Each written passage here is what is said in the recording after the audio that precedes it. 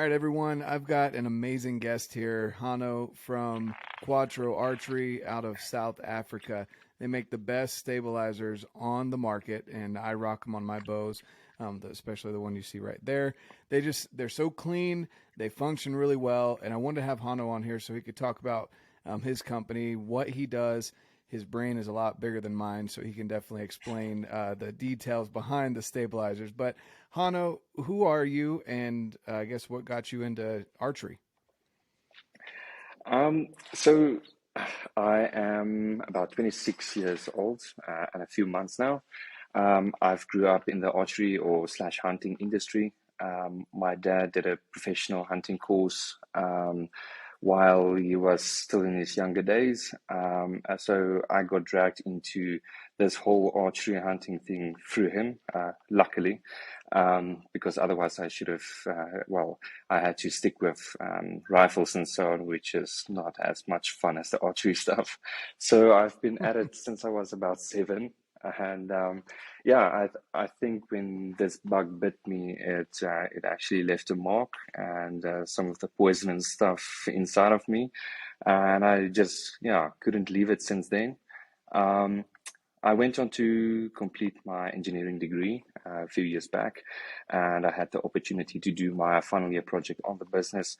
It was actually during COVID. I couldn't reach any corporate companies to do this assignment through, so I just stuck with the business, took a chance on it, and the the whole university thing actually gave me a chance to transition into the business without going into the corporate world, which was actually surreal. I couldn't have it any other way, or a better way for that matter.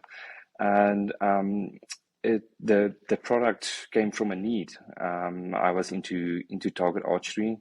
We struggled to get some really stiff bars here in South Africa.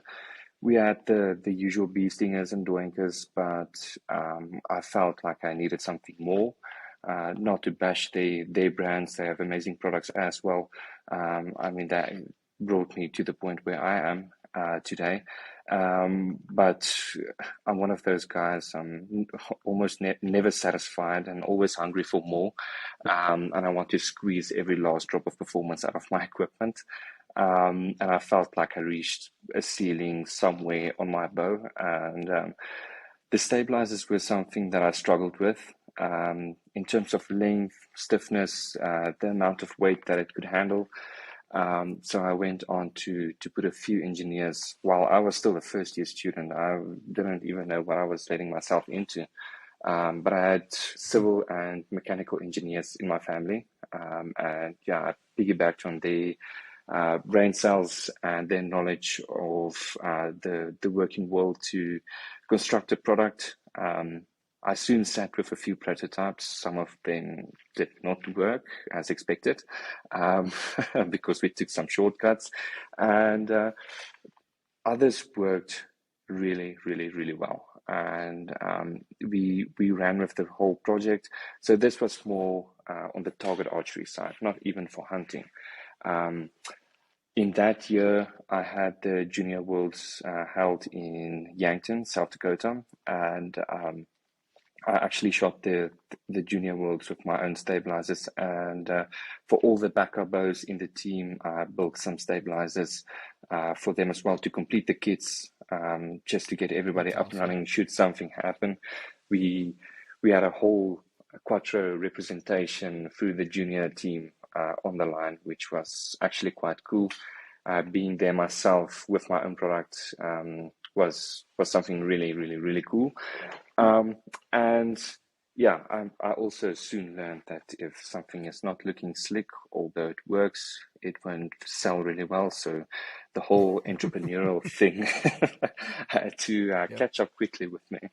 Um, and yeah, obviously I knew that the main market is actually sitting in the US. So I had to go through a lot of paperwork through the taxman in order for us to export. Um, but yeah, going through all the right channels and stuff, I decided that we should really do something for the hunting market as well. Um, taking everything that we've learned on the target archery side, which already works, and just shrink it down for your hunter or your archer who wants to shoot every day, but not with this broomstick like thing of a monster bow, weird looking setup or anything, but just to further enhance the hunting bow and what it actually can do. So this whole thing started on the hunting bow when I had some cut-offs from the target archery, carbon tubes, odds and ends. It was a bit overkill. I think we are still overkilling it quite a bit, but yeah, with that target stabilizers from that time, it was completely unnecessary. And yeah, I obviously wanted to maximize performance out of the hunting bows as well. And this whole sidebar thing was still catching on. And I think I just took the last bit of gas in the can and just poured it over the fire with all of our marketing and stuff, because I don't think I can hunt with a bow without a side stabilizer anymore. I've completely ruined it for myself. But I'm also one of those guys, if it works, I just freaking run with it. So yeah, that's basically the backstory. I had a few amazing opportunities that presented itself, grabbed it with both hands, and I wouldn't want it any other way. That's amazing. Yeah, and I love having people on the podcast that they see maybe a gap or a hole or a problem, and they, instead of sitting back and just complaining about it, you went out and you found a solution. You created your own solution, and you didn't work through necessarily the normal means of doing it, but you took it on yourself to figure out the manufacturing and create your own business. And now you guys are doing awesome stuff. I mean, your stabilizers look super clean. And that is a big thing. People want, and that's something that actually is interesting. When I did my reviews on the bows this year and why I was going with Hoyt, I brought up something that not a lot of people talk about, which is the aesthetics of the bow. And I don't know if people are scared to talk about it because they might think it's a little arrogant or whatever to talk about how something looks, but you want it to look good. I mean, you want it to look good, you want it to perform good. And it's hard to find a good combination of both. There's a lot of things out there that perform good, but you look at it and you're like, I don't want to rock that. I don't want that on my bow. And then you've got some other things that look really nice, but the moment you take it out in the woods, it falls apart on you. And so finding Absolutely. that mix of the two is really awesome. And that's what I've found in your stabilizers, that they just work really well. So, you started in the target world, and then you got into hunting. Now, I guess talk to us a little bit about hunting down in South Africa and how you guys pretty much can hunt year round, right? Absolutely. So I think my whole archery, if I can call it a career, started with hunting. We've been hunting since we were in diapers, and then the moment we could pull back a string, I've never touched on rifles ever again, which is actually quite sad. We have some really nice rifles, but yeah, it's just not my cup of tea. I love hunting with them, but it's not as much fun as with the bow. We also do not have this very strict seasons or caps that the government puts on us.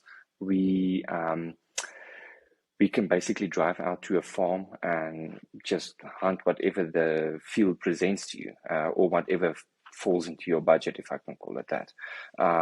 It's really as simple as that.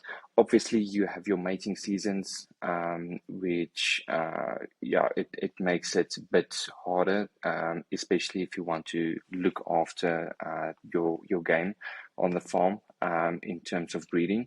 So you do not want to hunt female animals that much some parts of the year, and then other parts of the year, it depends on what style pursuit you are after.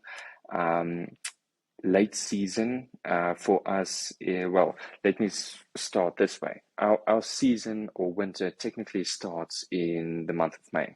Then when the first cold comes through, it actually freezes the grass and most of the grass dies off. So the animals will start to feed on more on trees, going more to water holes.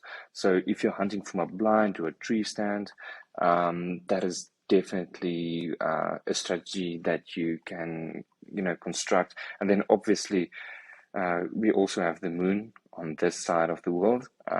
So Mm-hmm. looking at your moon phases and so on also affects our animal movement really, really, really hard. Um, and they can be sneaky as well.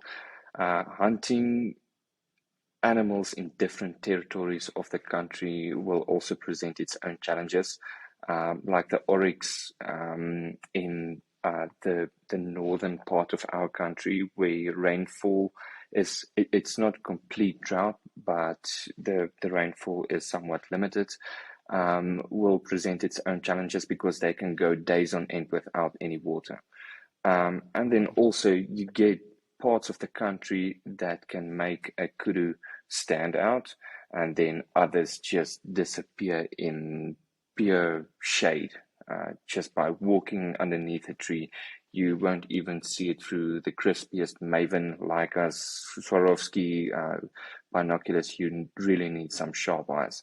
So it's actually a free for all type of situation, but most of the farms tend to look after the game, and then obviously do their own population control.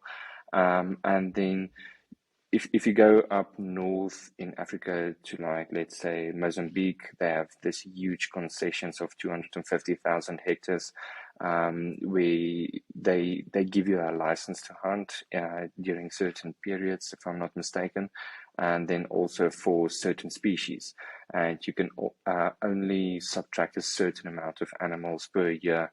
Um, how strict they are regulating that, I do not know, because yes, it's like the Wild West in some of these parts in Africa. So it's it's not a tricky situation like you guys have. Well, I call it a tricky situation because we don't have any rules whatsoever when to hunt with certain weapons or anything like that. So it was quite interesting for me to get to know how most of the states works year round, when you can hunt, when you not cannot hunt, and yeah, it's just basically following a bunch of guys on Instagram and then picking up a pattern. Okay, it's bow season, Mm-hmm. it's game on, it's opening day, which is kind of cool. I think you guys are, yeah, I think your admin is on point, and there's obviously a lot more guys knowing what they're doing and knowing what to achieve at the end. I think for us, most of the numbers control is actually not in the government's hands. It's purely in the farmers' hands. So if if we see something on a farm that we hunted hard for, let's say the past 5 years, let's say it was kudus, then you will actually take the kudus off the price list until their population gets back up and running to to some healthy numbers. But on other farms, you want to, let's say, remove zebras. So they, if they can't take off the last two or three, they will literally get in a chopper and take it out in the air. So Wow. it's yeah, it's uh, it's completely different, but it's nice because you don't feel as restricted. And Mm-hmm. I don't think we really realize what that build up to the hunting season feels like. We just, yeah, throw a bunch of gear on the back of the truck and then drive out 2 or 3, 4 hours, and then you are in the middle of nowhere, and nobody can bother you. There's no signal, and then yeah, you can hunt whatever you want. Yep. No, that's awesome. Yeah, that's something that I'm definitely interested in because there's definitely some animals I wanna go after, and I did just recently find out, though, apparently you can't ship meat back from Africa. From you can't No, ship it back to the unfortunately U.S., not. which blows my mind. And that's one big reason why I haven't pursued hunting a lot out in Africa is just because I want the meat for me and my family, and and I'm more of a Euro mount kind of guy where I'm not a full mount kind of person. So, um, eventually it'll make it on the list, but I think it's crazy that we can't ship the meat back. I just spoke with someone that went on a water buffalo or a Cape buffalo hunt with a bow. Mm, First of all, that blew my mind. I'm like, why would you go after a 2,000 pound animal with a bow that can charge you and is known to kill people just like hippos do, and mm, yet you still went after it, whatever. But you couldn't ship any of that meat home. They had to donate it to no, the local tribes and people there. So that's crazy to me. It blows my mind that you can't do that. it's insane. I think that we at this current stage we can't even ship out normal beef meat out of the Mm. country. We have this thing, and it's probably the worst translation for this disease. So in Afrikaans, which is my home language, they call it the back disease, which translates to the mouth and claw disease. So Mm. it's I'm not a biologist, and I do not really know what it pertains exactly, but Mm. there's a lot of stuff that can be carried to the States in our meat Mm. that you guys do not really necessarily want to deal with. Um, Right. it can ruin the food security, although we eat all of our game meat. That's actually what I hunt for year round. So early season, I'll shoot 2 or 3 animals, process all the meat. So it's everything from burger patties, sausages, obviously a boatload of biltong, uh, drivers, and then I also take the back straps, make some delicious steaks out of that. The fillets I'll get separate Mm-hmm. in a almost in a vault-like package. You only touch that on somebody's birthdays or for Christmas or so on. And then, yeah, so everything gets processed, and whatever we don't eat, we put it through the mincer after processing all of our meat, and then we make the small packages for our dogs, and then we supplement Mm-hmm. the already delicious dog food with all of this. I almost want to call it waste meat, but it's Mm-hmm. like on the wounded areas meat that you do not necessarily want to use for yourself. Right. So there's literally Yeah, the nothing going to silver waste. skin. Yeah, the Yes, silver skin, yes. the sinew stuff that they can chew up and it'll benefit the dogs, right? But not we don't necessarily want to eat it. Yeah. Absolutely. And then we also have a nice bandsaw that we Mm. use to process all the bones and stuff through. So they get put into this shopping bags and then gets marked on this is for the dogs. So every now and then we put a whole bag of that bones and stuff with the small little meat pieces and stuff, and we just cook it for the dogs and give it to them as treats. So there's That's literally awesome. not a single gram of meat that's going to waste. I mean, I'm paying for all of it, so I want to use it as effectively as possible. Mm-hmm. And then also working on your own meat, you know what's going into all of the spices or whatever the case might be. I think the most dodgy part is the burger patties and the sausages. And then also the mince. We love to work in the venison mince between all of the food. So we very rarely go out to the supermarket unless it's for poultry. Buy some red meat off the shelves because everything is sitting in the freezer. And then when our stock levels dip to the end of the season, we head out again Hmm. And sometimes you are lucky, then you get a nice trophy while you're at it. And then, yeah, some other times you just go for the meat, which is really nice. It's super healthy. And I recently found out that the oryx meat is superb. So when you get a chance to hunt one in Texas, do it because you can use all of that meat. I think you will look differently at beef meat after tasting the oryx. Hmm. No, for sure. So yeah, and you read my mind because I was going to ask you what's your favorite game meat. So yeah, the oryx. I've heard really good things about it. I've heard it was surprising. Some people that have gone down to Texas and tried it, they were actually kind of shocked because isn't that the one that is like it's got the devil horns? I mean, it's like straight up and they're super straight, right? Yes, Isn't that the oryx? they Okay. yes, that's the oryx. The horns tend to get Mm-hmm. quite long. I think the world record is about like 48 or 49 inches, if I'm not mistaken. Wow, But yeah, I can be wrong, but it's that's they tend to crazy. get super long, and it they seem like they are very durable, but when you take them, you can actually flex them. So they also do Hmm. fight a lot, and they tend to snap them off, and they will actually like splinter at the end, and then just Hmm. grow back slightly. So you'll find that the ones, especially the bulls, working really hard with their horns. Um, Most of the time, one of them are a bit shorter than the other one.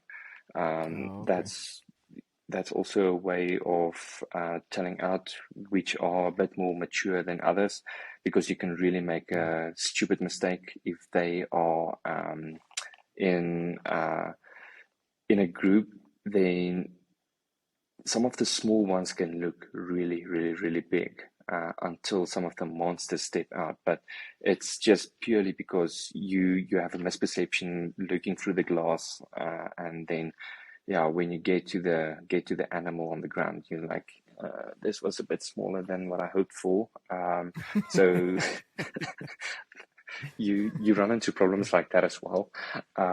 But yeah, obviously with other game like impalas, kudus, eland, it's very Hmm. hard to misjudge the size because you can.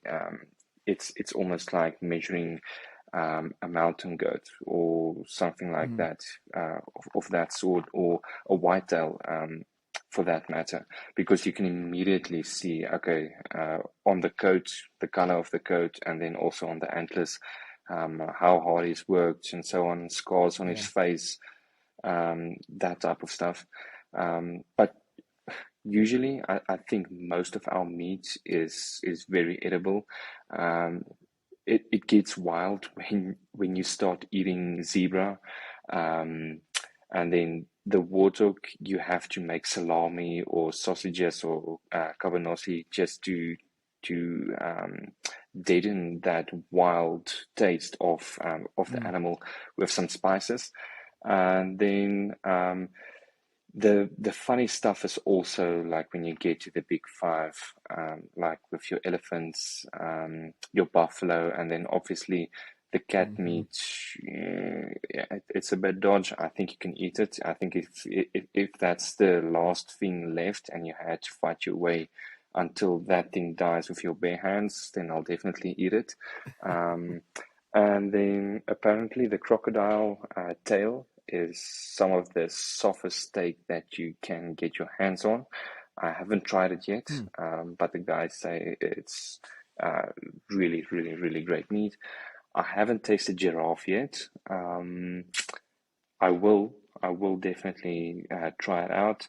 And then ostrich is another meat that the guys love here. You can buy ostrich meat off some of the supermarket shelves. It depends on what Hmm. part of the country you are. But yeah, like most of the stuff, I'll say 95% of the stuff is really good meat to eat. Um, so That's I awesome. think we are obviously blessed in that regard. And some of this stuff is really tasty.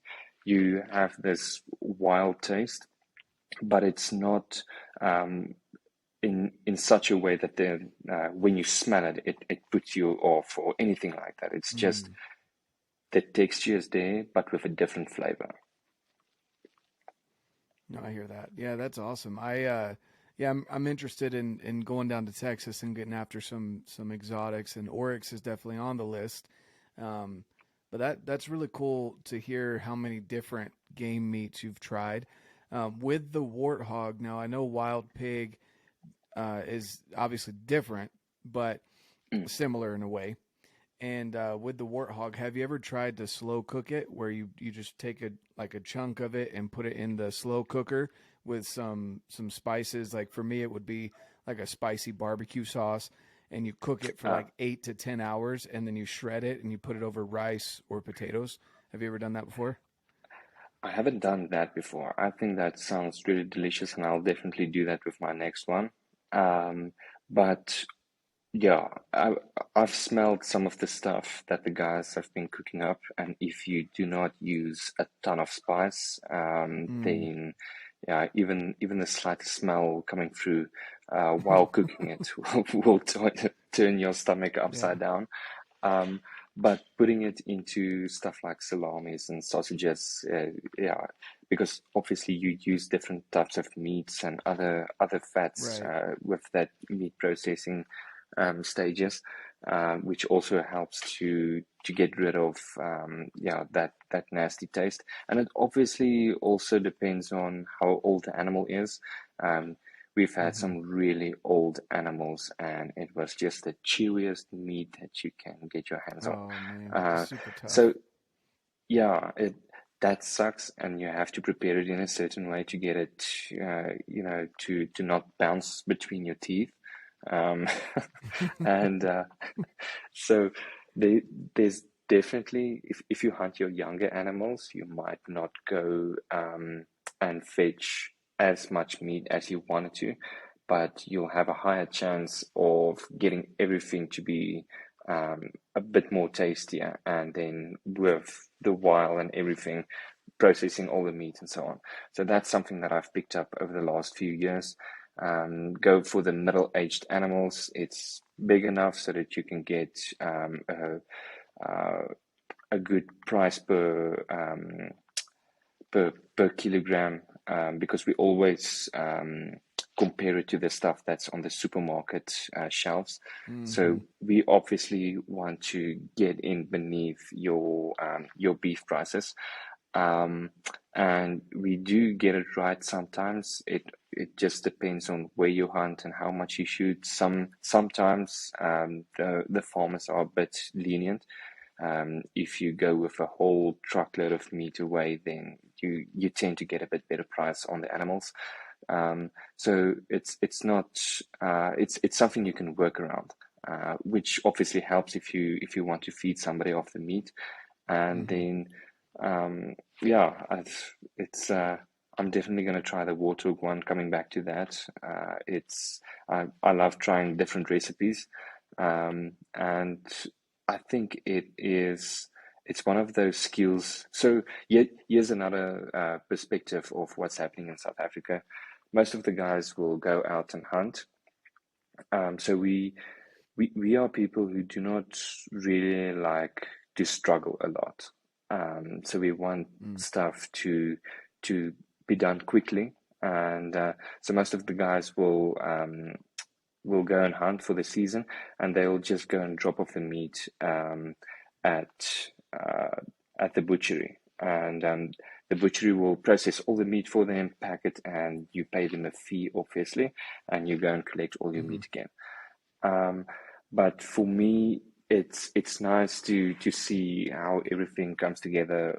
What is the better pieces of meat, where to shoot, or how to read a situation differently with the next hunt in order to get a cleaner kill and not let Mm-hmm. the excitement take over.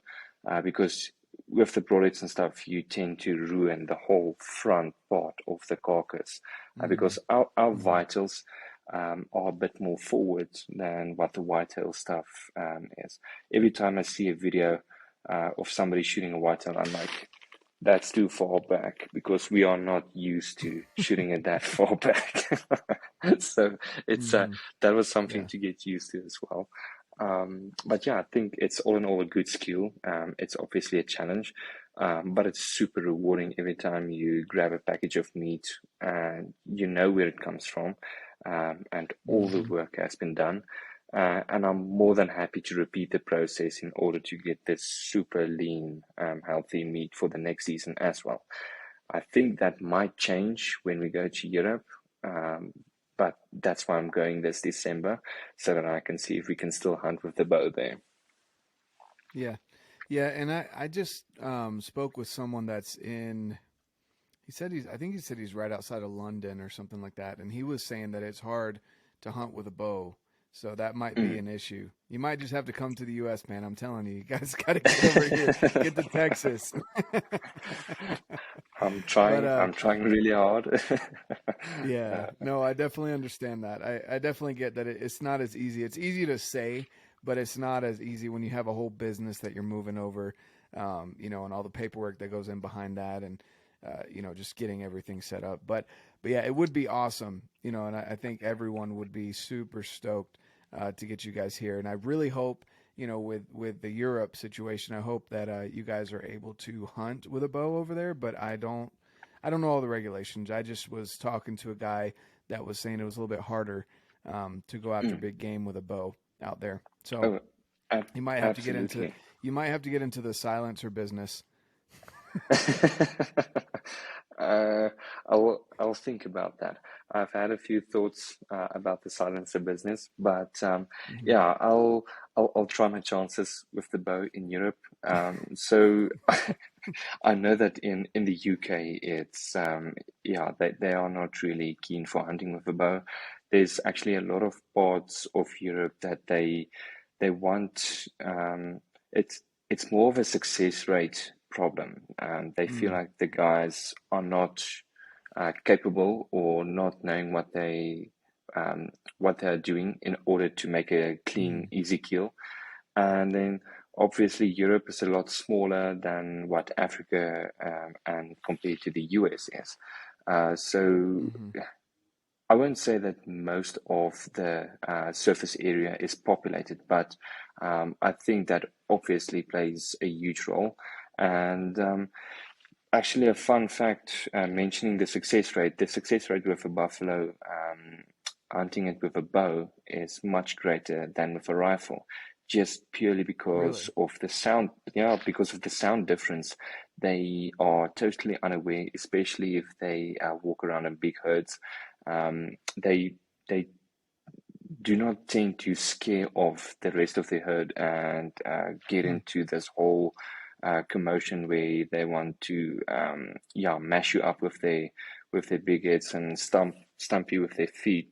Um, my dad has been to Mozambique to hunt a few buffaloes over there, and he shot one on 40 yards, and the rest of the herd was completely unaware of what was going on. Hmm. Um, the buffalo cow just took a wide circle and came back, and she expired a bit closer to where she stand from my dad. And Oh, that's awesome. he said surprisingly the arrow went right through. So obviously your shot placement is still key on the bigger animals, Hmm. and then his setup was like spot on. We One of my friends wrote he has OCD like crazy. He's also an engineer, and he wanted to calculate what is the optimal arrow weight for his bow. And so he ended up, it was a few years back, he worked for an IT company, so he was into a lot of coding, programming, and so on. So you wrote this massive Excel spreadsheet where you punch in your bow's data, your draw length, draw weight, and then this program spits out three different arrow weights, one for speed, one for kinetic energy, and one for momentum. And Wow. I went back and then punched in all of this data for my dad's setup when he hunted the buffalo, and his momentum was like spot on. I think we were like 5 or 6 grains off the optimal arrow weight. So yeah, besides the story, it's coming back to Europe. It's obviously going to be a challenge. I'm giving up a lot in terms of hunting on this side, but for me, Hmm. in order to get the business to excel, bring more of our products and ideas to market, that will be definitely the right place to Yeah. set foot in. And we obviously have a lot of help on that side, which makes life a bit easier. So I can keep my Hmm. head on the manufacturing side while they take care of all the paperwork, the moving of stuff. Obviously, I will be involved in each and every process, but yeah, I think it's the first step in the right direction. It's a big step, and then obviously it's closer to the US. So the next step is just across the pond. It doesn't seem to Yep. be that hard. Just across the pond into Texas. We got to get you into Texas or Utah, man. Telling you, that's like the heart of. Absolutely. I'd even say, I'd even say Utah because it's like I didn't realize how many, how much archery industry is in Utah itself, and how many Oh yeah. companies there are here. And I was talking with someone too. It's interesting because a lot of the Eastern hunters aren't really into stabilizers. Stabilizers aren't really a thing for them. If they are, they just use the ones Mm, that come on the bow or the little, 4-inch stabilizer or a Tacticam, something like that because they're like, I'm shooting 20 yards and I don't need a stabilizer hanging off my bow in a tree stand. And so I don't see a lot of people using them until you get out to the Midwest, and then some people use them, and then you get out western hunting, and just about everyone uses them. And and I agree that like so my first setup, my first bow, which is this one right here, the very first setup I had was like a 10-inch stabilizer off the front, and that was it. Like I didn't want to mess with sidebars. I thought it was too bulky when I was first getting into it, and mm, then I ran a sidebar or a back bar, some people may call it, with my second bow, and I absolutely loved it. And then now I've moved it over to this setup because I'm waiting on my other bow to get in, mm. and so it definitely changes the game when it comes to shooting things like Total Archery Challenge or Mountain Archery Fest or out west where you're not getting those 10, 15-yard shots on a consistent basis. You're shooting further, like your average shot's probably around 40 yards on an animal or Absolutely. further.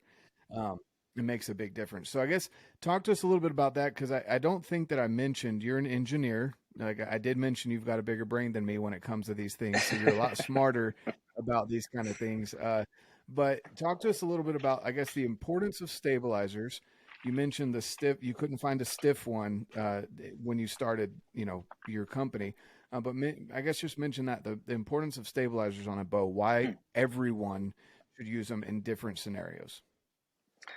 So the particular problem that I really struggled with, where the stiffness comes in, um, your bow is basically a vibration machine.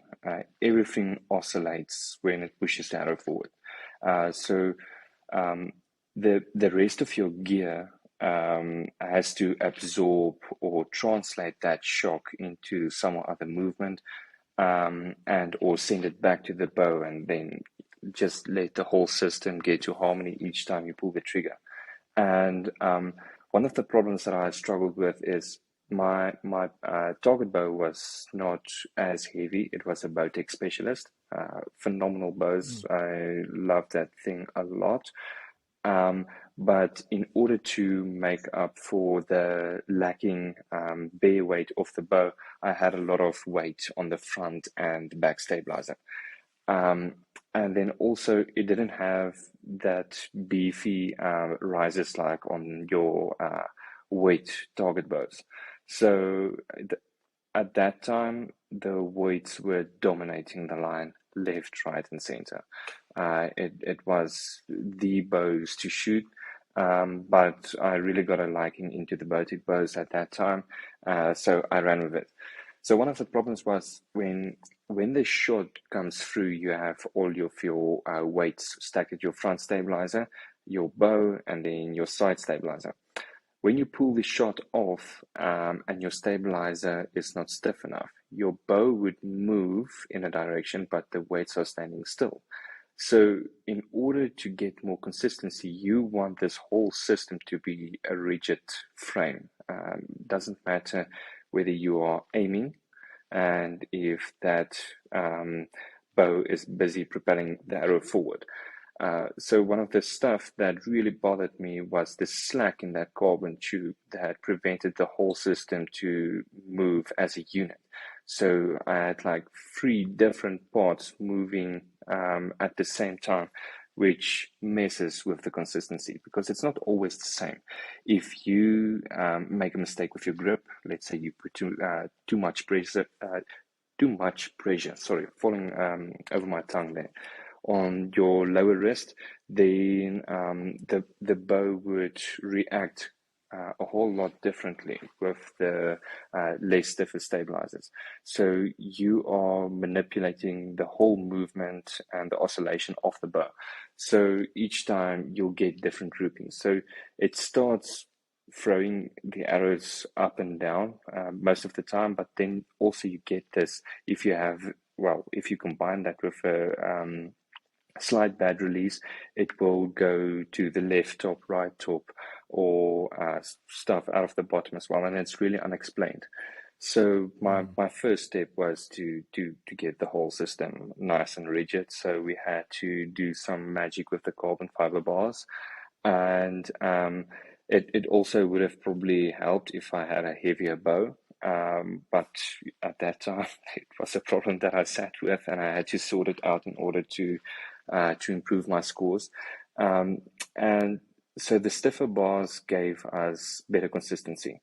It reduced a lot of movement, not just while you are aiming, because that is one part of where the stabilizers come in, is to aid you while trying to pin your sight to the target.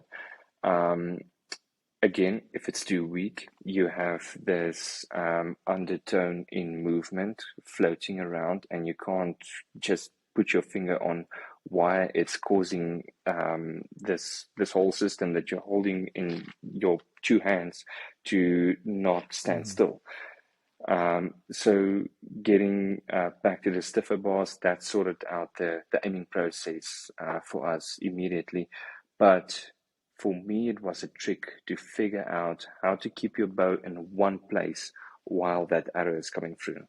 And if we can repeat it, even if you mess up your grip and your release, then you are back to only two variables to try and sort out. So I want to give the guys the confidence that the gear is working. Like, push your focus back to yourself. Try improving yourself.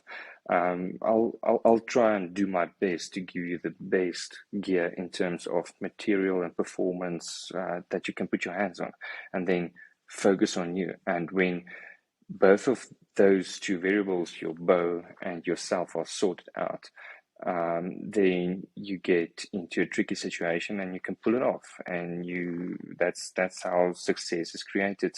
When you know your equipment can deliver, you are capable of pulling off a really good shot, and you make the best of that 4 or 5 second window that nature presented you, and you have your meat in the freezer. Or even if you are doing your target shooting, you're on a high pressure match.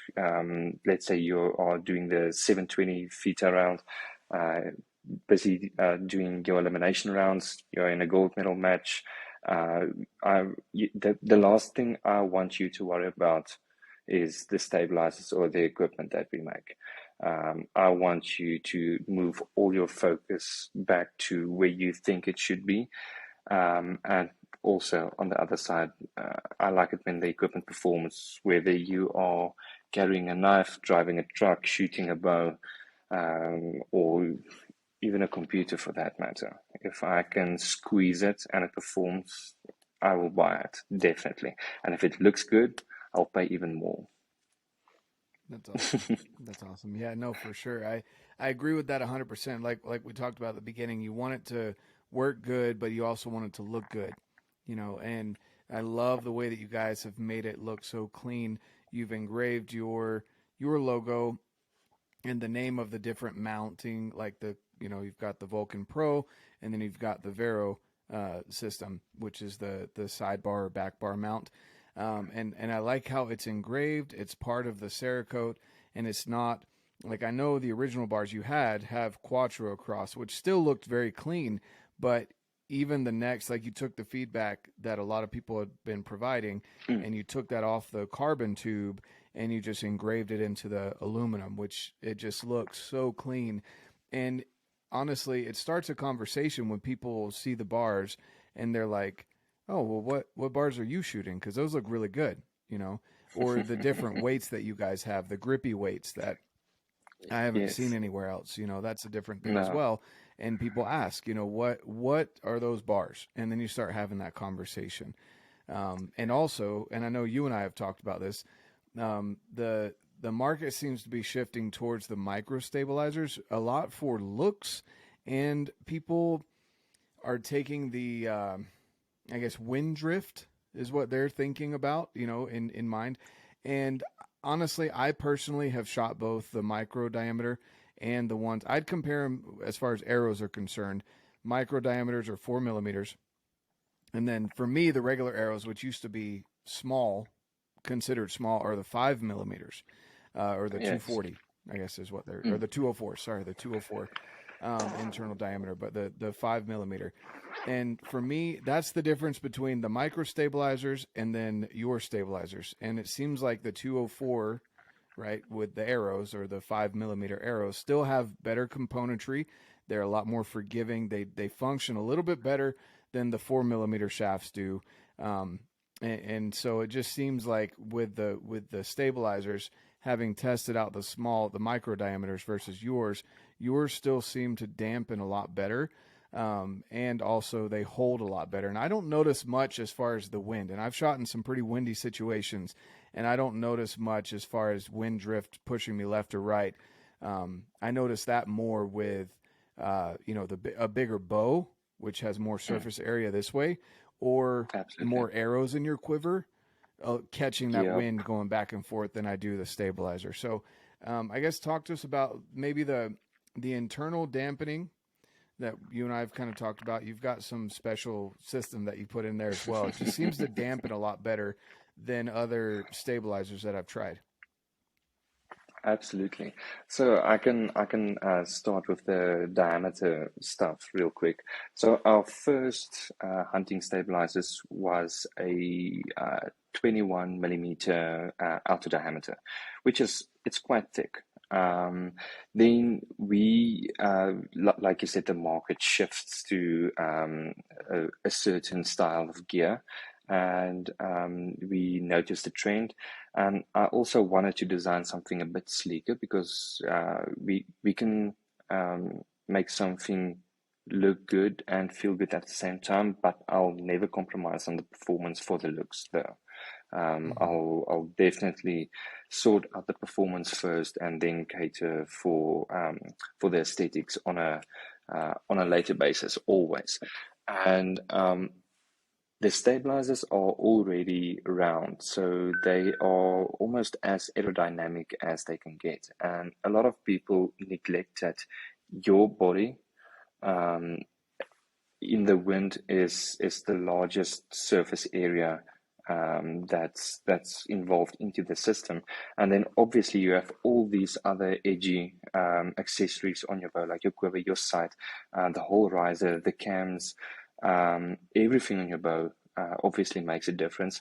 And I've had a few guys who then answers back with the argument, yeah, okay, but you said you want to squeeze out every single drop of performance out of the equipment, and going, let's say, to a 16 millimeter carbon fiber tube instead of the now current 18 millimeter carbon tube is going to degrade the performance so much, and it makes our manufacturing a lot harder as well because at a certain um, spot, we have to start working with shorter mandrels because we are putting a lot of tension on the mandrels while weaving the tubes. So we've stumbled upon almost like a sweet spot between the performance, the manufacturing process, the lengths and what we can manufacture it in, the time it takes to weave a carbon tube. So we obviously wanted to go for something sleeker. So we first started off with the Phorm, which was our very first hunting stabilizer. It progressed into the Vulcan, which was roughly the same diameter, but it had a slightly more advanced carbon tube. And also it came with that, what was our first version of the internal dampener. Then just after lockdown, we sat down, and I was at that time busy with my final year project for the business. And it spawned the birth of the Vulcan Pro. So we are at the second generation of the Vulcan Pro. And while focusing on the aesthetics and the performance, I didn't want an external rubber dampener to ruin the looks of the equipment. I really like the sleek look that we had on the target bows. And then obviously there are a wealth of different compounds that we could choose from.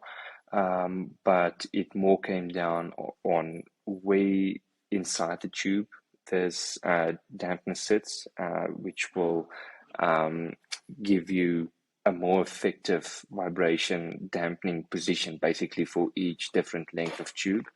And then obviously the compound that we work with is it's a rubberish type of compound, but it's a liquid when we pour it into the carbon tube, so it molds a lot easier.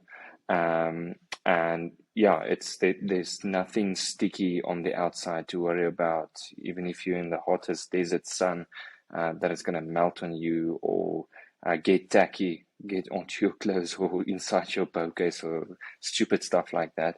And it's a real game changer. Even if we handle the raw carbon tubes without the dampness at home, before pushing them through this whole process of the internal dampening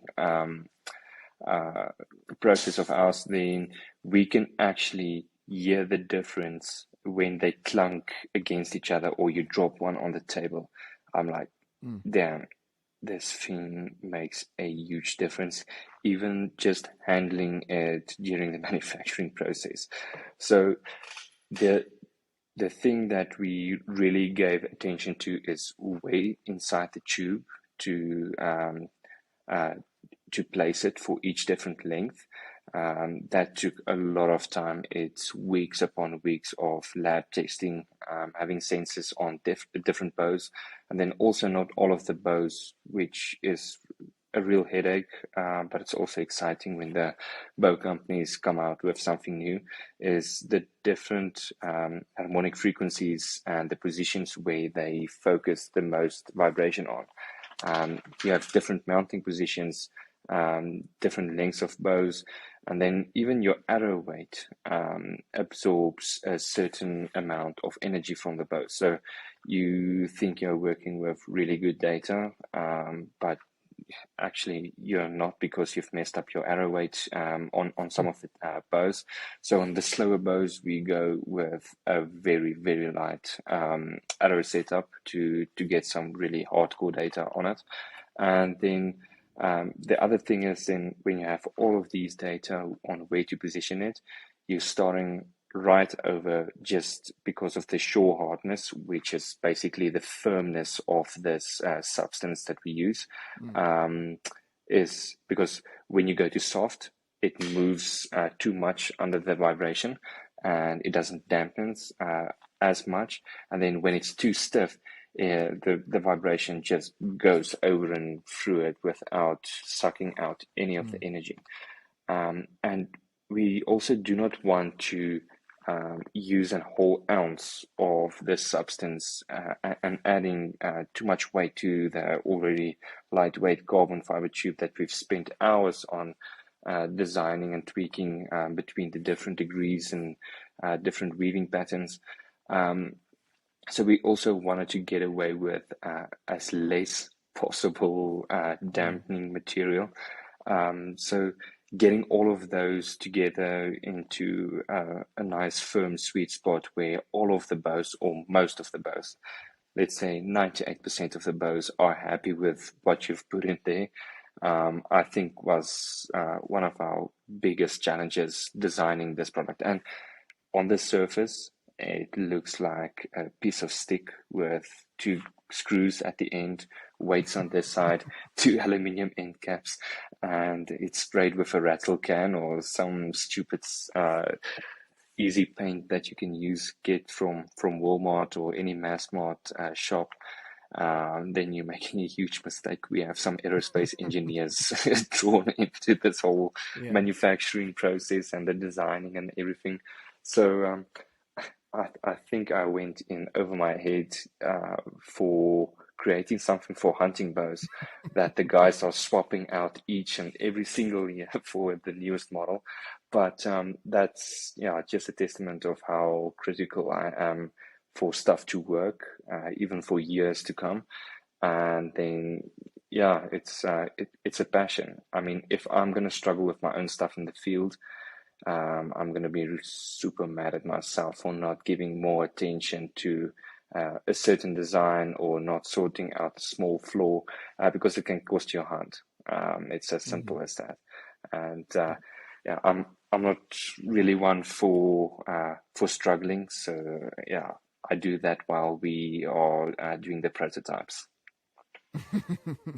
Yeah, and honestly, like you can tell, I'm not as scientifical, if that's even a word, as you. I'm not as as smart about things like that. But what I can say is when I put your bars on the same bow that I'd been shooting my previous bars on, and my first shot, I swear I wish I had recorded it because I seriously there was no one around, and I was just like, wow, like that was even more quiet and more dead, like less vibration than I felt with any of the other bars that I'd run before. So, whatever you're doing back there, your mad scientist stuff that you're doing over there is it's working because it's got me hooked and I really like the bars. And anyone that tries your bars have said the same thing. Like they just look good. And of course, that's the first impression. They look good. They don't just look good when they're shopping for them online. They look good when you get them. And then when you put Mm. them on the bow, they function the same way that they look. They just function really, really well. And so that's a big deal, man. I guess my last question, just really quick, the one that kind of stood out because I did ask people for some questions. We've answered most of them throughout the conversation, but Mm. the main one, if you could give like maybe your top, I'll say top three reasons why your stabilizers are better than any other stabilizers on the market, right? And we'll say that for hunting bow. Mm. Why are yours I guess a step ahead, or why how do they set apart from the other stabilizers on the market? So I do not really like the idea to outsource much of my processes. I like to keep everything in-house. So my quality control is something that I am insanely strict about. Um, I mean, there are one or two stabilizers that went out that did not uh, needed to go out or had to go out, and I'll replace them with a smile. So obviously, if something it's not working, it went through these two hands. We are building everything ourselves, coating everything ourselves. The designs are from ourselves. And then we make it from the best materials that the market can supply us. I've being a business, I don't think and this is real words from our customers. They said we do not charge enough for the products that we build, which is very humbling because it speaks a lot for how they perceive it and how I perceive it. I want to give everybody at least a fair chance to try it out and see what the fuzz is around all of our designs and what the people are talking about. Um, and then, yeah, I think. you'll get to know me better when you see more of my products coming out, but I'm obsessed with designing stuff that's overkill. So I'll definitely make sure about that. So if I tell you this will last you a lifetime, I will most probably give you a certificate if you break it before you are buried into your grave. That's So awesome. That's awesome. performance is something that I really care about. I know the guys throw the words performance and quality and aesthetics and stuff around. I really do take it up seriously. This is our main line of products, so it's not something that I want to mess around with. So I really want to knock it out of the park, and I will continue to try and do so for the next stuff that we launch. So yeah, it's for me is giving you the peace of mind that the product will work in the field and it won't fail you. And if it does, I'll either give you your money back or give you a replacement product, which haven't happened before. Um, and yeah, if I tell you that we literally have aerospace engineers that works on rockets, designing and assembling them, we have those guys on our team Mm-hmm. to make sure that everything works as um, as designed, and that we are at the best of the best that the industry can give us material wise.